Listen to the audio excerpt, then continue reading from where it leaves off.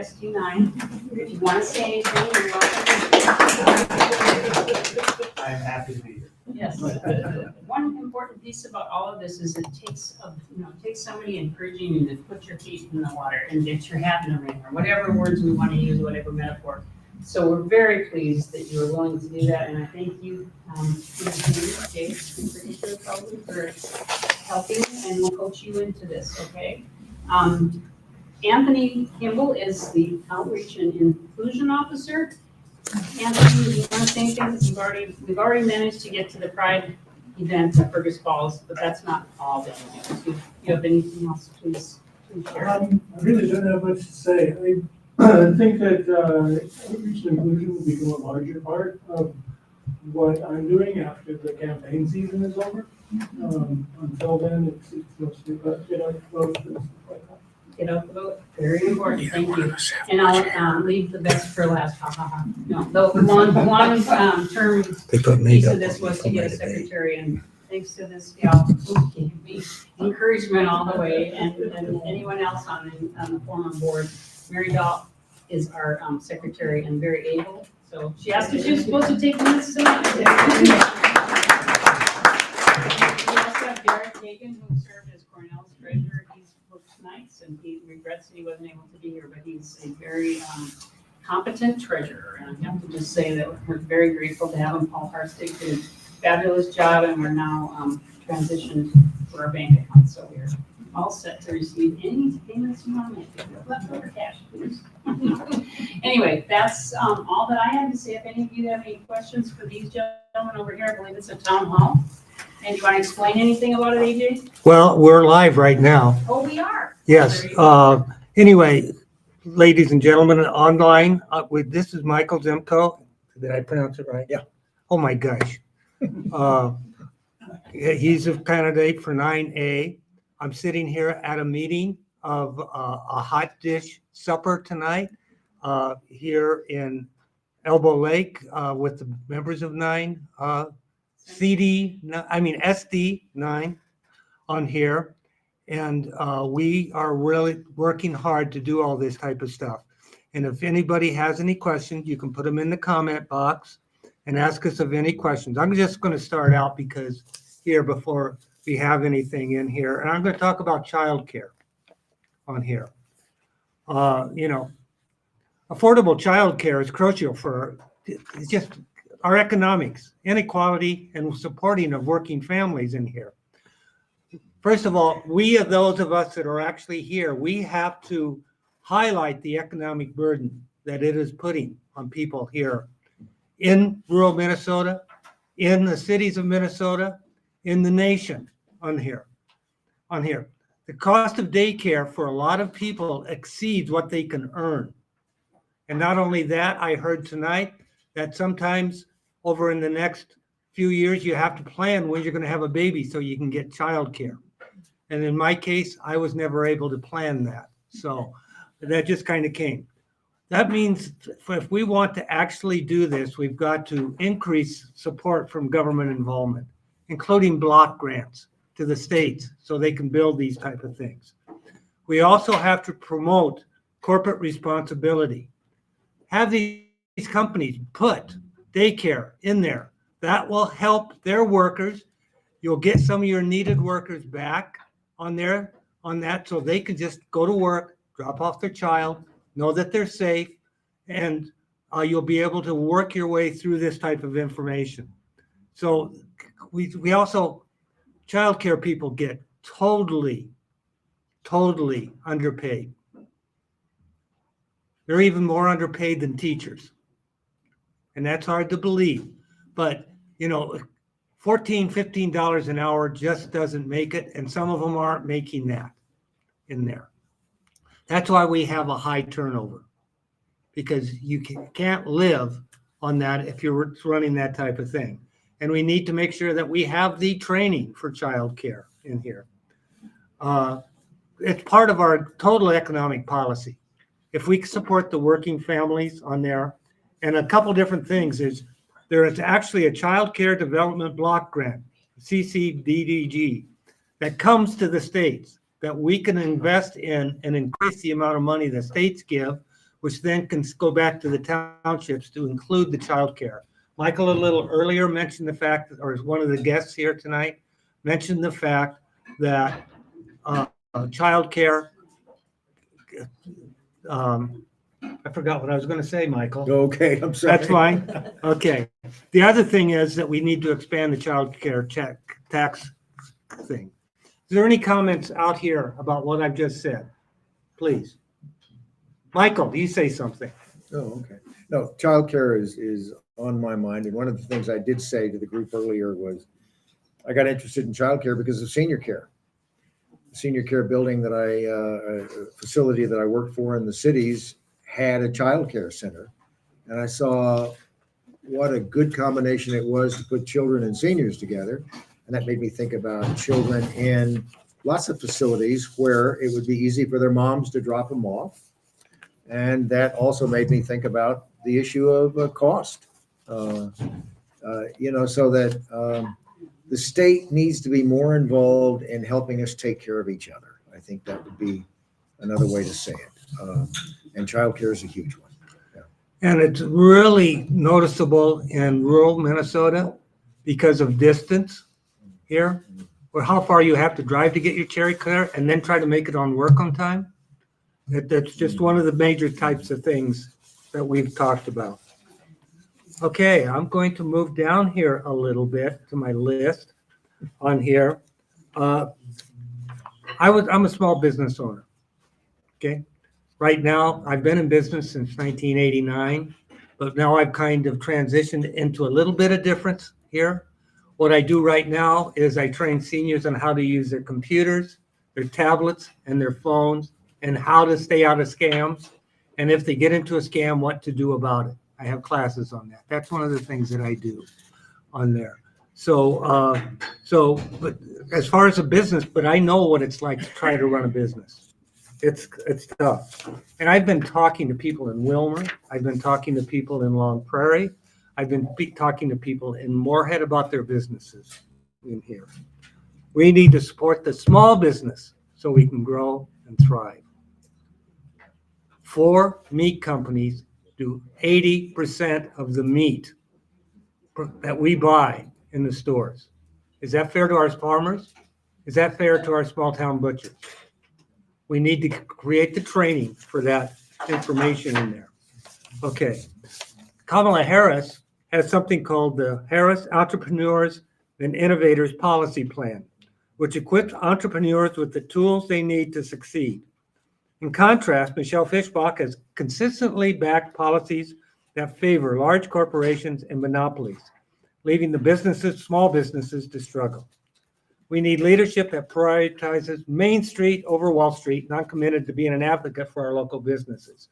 Michael, expand on how you feel about that.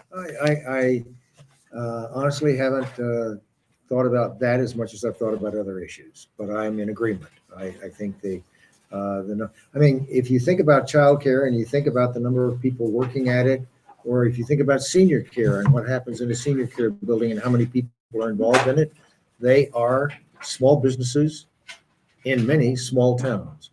They need to be well paid. They need to have good circumstances. So in that regard, I do think about it and am very much in favor of. Okay, I'm going to move on to housing. Housing, we know there's not enough housing in Minnesota or in the cities that people can afford. That's the key thing in there. People can afford. Okay, now actually, believe it or not, the lack of an immigration bill has hurt our housing market. Why? We have a workforce shortage. We do not have enough workers coming into this country to build our houses, to repair our houses. I got hit by hail a month ago. It is tough to find enough people to repair my roof and repair my siding in a timely manner. And also the fact that we need to bring them in. We got to give them apprenticeship jobs. We need a farming bill that brings them in so they can work for us.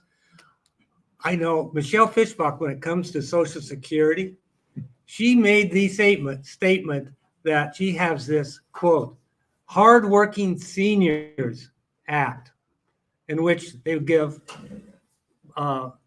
people that have a job a chance to buy healthcare options on there. Now, as a senior, I probably need the cash more than I need a tax deduction. I just the way I am on there. And she says, getting our seniors back to work will solve some of our workforce shortage and build these houses. I don't know about you guys, but I can't climb up on a roof anymore. If I even look at a ladder, my wife wants to break my neck. Okay. She says, if you break your hip when you fall off that roof, I'm just going to leave you there. That type of thing. So, Okay. I couldn't cut meat like I did. I couldn't bale hay like I did. We need the younger people that do this type of stuff. So the hardworking seniors act is just terrible. Comments? Yeah, I'm in total agreement. Well, I think the other part of it too, just from a personal point of view, is I ended up doing things when I retired that I didn't have time to do when I was working. And one of them, for example, is conducting workshops and helping people write legacy letters. And that's something that I never did anything with before I retired, right? And now all of a sudden I've got time to sit and talk for part of a morning about how do we write a letter to somebody about something that happened in our lives and teach them a lesson. And what do we try? Things like that. And a number of those have come up. Aside from simply making pots again, I mean, now that I'm retired, I can make more pots.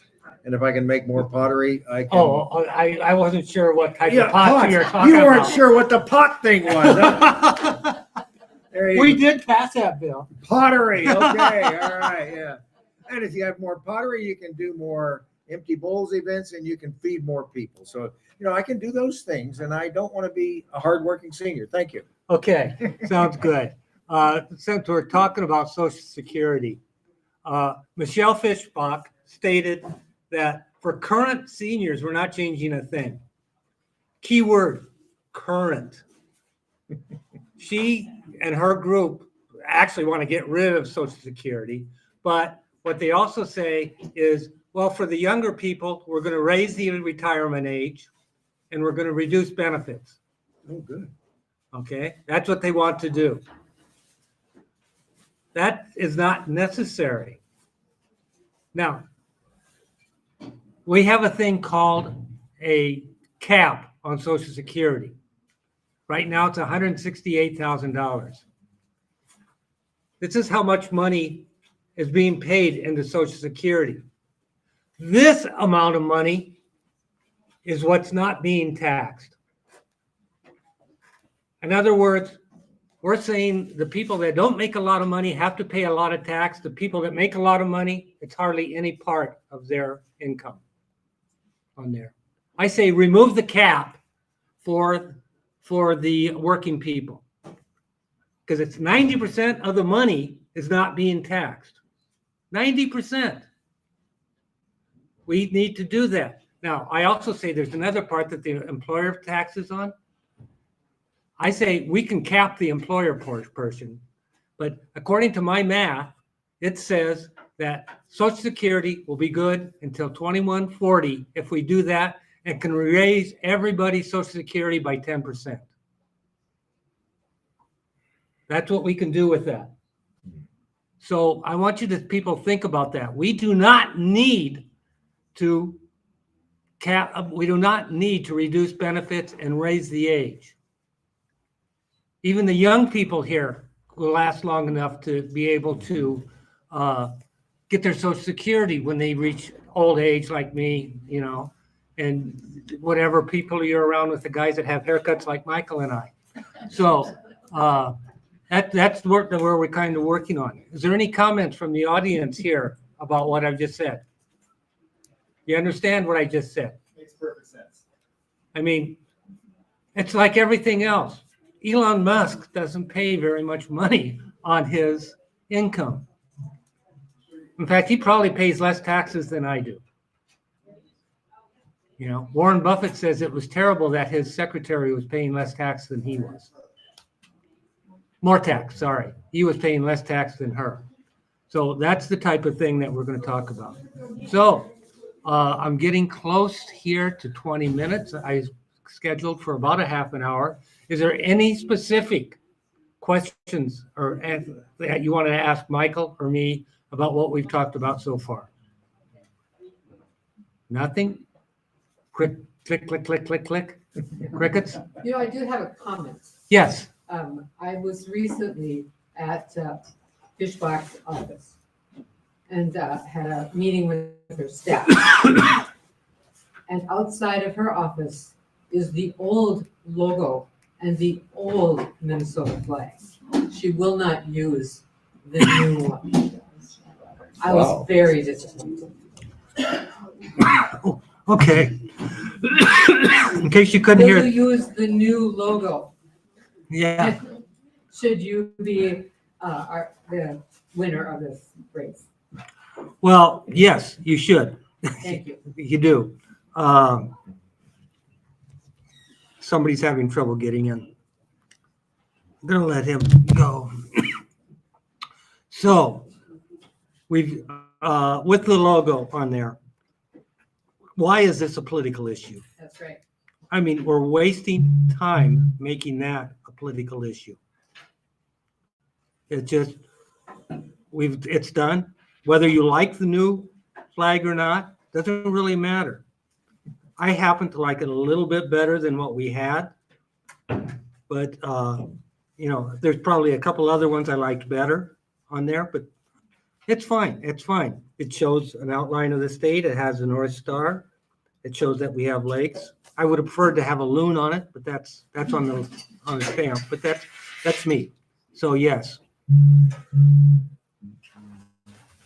He wants, excuse me. Yeah, we're live here, Paul. On the phone too. Underneath it, it says comments. Oh, it just came across here. Okay, right on 1912. Okay, what is your stand on immigration on here? Okay. Okay, Paul, I am seeing the comments now on here, so you can hear me. What's my stand on immigration? It's terrible that we don't have an immigration bill passed on here. I believe that we needed to use the bipartisan bill that Fishbach did. The Republican bill was punishment. We need immigration for our workforce because we're over 2.5 million people short of workers in this country right now. So we need to bring them in. So we need the border agents. We needed the judge to verify them, but we also need some training to bring them in here to do that. Okay. Another question. My local schools are old and falling apart. How would you help schools like this? The people in my neighborhood are low income and taxing people who can't afford it won't help. For the information, he likes our new flag. So on there, schools. Okay, I don't believe that the federal government should tell the schools how to run their schools in a local area. The way to solve that is we start reducing property taxes on here, giving block grants to the states and let the states distribute it. So we move larger block grants. Education is very important. We need the education department to know what each state needs and determine that type of stuff and provide guidelines without providing regulations. So what I believe we need to do with that is provide block grants to the states, let the states deliver it to the townships and the school districts. As far as Minnesota, ever since Tim Pawlenty borrowed money from the schools, we have not paid that back completely, and we have not raised the amount of money going to the schools from the state. The state doesn't have to carry it all, but we have a big enough area for the nation that we can help every school equitably. Michael. Yeah, absolutely. Whether it's block grants, whether some of it's federal money or originates in the state, the notion of making property taxes be the primary way to make schools affordable might work for a while until you actually have to replace the buildings. It might work for a while until you actually have to deal with more people being teachers. But I don't think as a long-term solution, it works. We simply need more aid from the state of Minnesota. Okay, and the state needs more money from the federal And the to state do needs more that. money from the feds. But I'm going to add a little bit to that. Mhm. Edina has plenty of money. Okay? Browerville doesn't. Okay? We just lost our gym when it collapsed, the whole building collapsed. On there, that's going to cost $2.5–3 million to replace it. So that's tough. Okay. Okay. And I just got to thank you from Morrison County DFL. So, see, we're supposed to be out of here at 7:30. We've got a few more minutes left on here. Healthcare. Healthcare in the rural is facing serious challenges, and it's partly distance in here.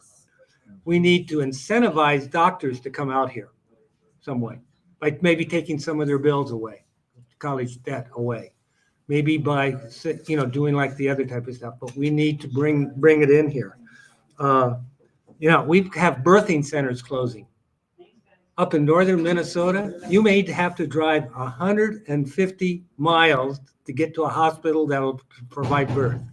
I was talking down to a doctor down in Madison, actually it was south of Madison, and she said she is not allowed to deliver a baby, a doctor. If she was an emergency doctor, she could, but she's a family practice. If she was an EMT, she could. But the hospital says that she cannot because they don't want to face a lawsuit. That's why some of the birthing centers are closing. By the way, my first daughter, my wife's water broke at 2 a.m. She was born at 7. I don't think I would have gotten very far. For my son, we were driving in the cities, and I didn't think we were going to make it my wife didn't think we were going to make it to the hospital, and I was going to have to deliver the baby. You don't want to see me deliver a baby. I mean, that's just not one of the things that you want to see. Yeah, the baby doesn't want to see it either. No. Okay. But actually, my wife gave birth with the nurse there because the doctor didn't make it into the room. So that's the type of thing on here. Okay, what is your main priority if you're elected? Well, one is to get something done, but we need to get a farm bill. Well, that's the first thing we need to get finished on here. So that's one of the first things. I want to be on the farm. I want to be on the farm committee, ag committee on there. I want to get that done. I want to make sure that when we get the farm bill done, it is equitable to both the northern and the southern farmers. Right now, there's called a fair acres policy payment.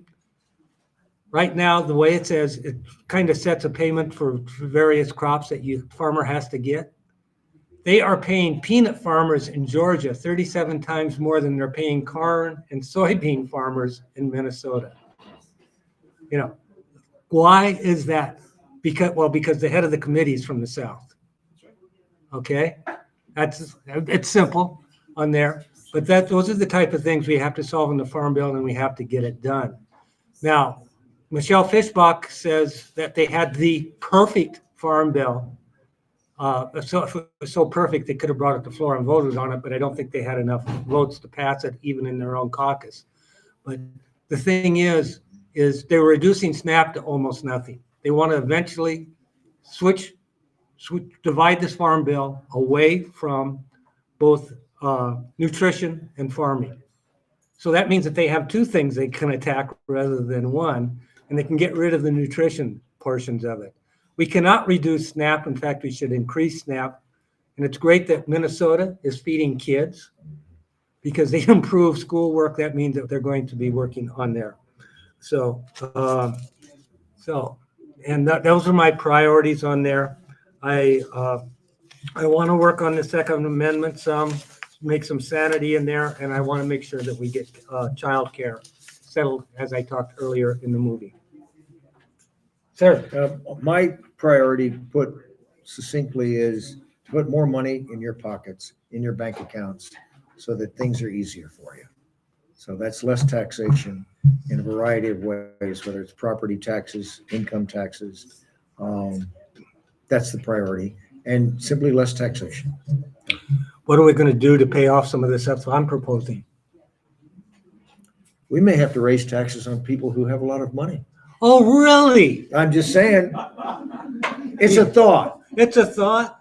You mean Elon Musk should pay more than I do? Yeah, that's a That, thought. You know, Jeff Bezos should pay more than I Yeah, do? it's a thought. Oh, golly, is that fair that, Musk may have to give up his second yacht. I'm just saying. And it was Bezos' yacht that he actually could detach his yacht and make it into 2 yachts and then put it back together so he could have his landing pad. So that's the type of thing we're working on. Mhm. So, okay, we have been talking here for 25 minutes. People online, any more questions? Say it now. Okay. Okay, I'm just gonna go through a closing here, on here. And all I have to do is find it. Okay, thank you for all of you for being engaging in this important conversation. I'm running for Congress because I believe the future where everyone can thrive, well, healthcare is a right, not a privilege.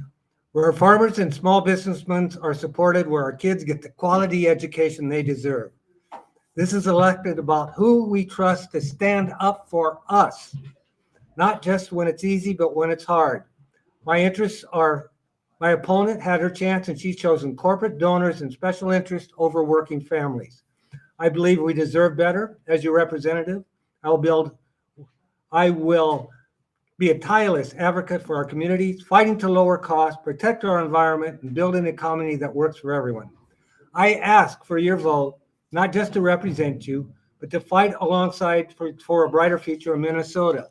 I also am asking you to talk to people and ask if they are going to vote. 60% better chance for people that are non-voters to have them vote.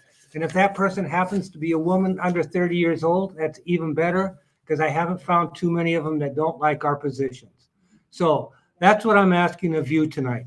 Any final words, Michael? No, I would agree with that. Yeah. Okay, thank you very much for your time. I really appreciate it. Good job.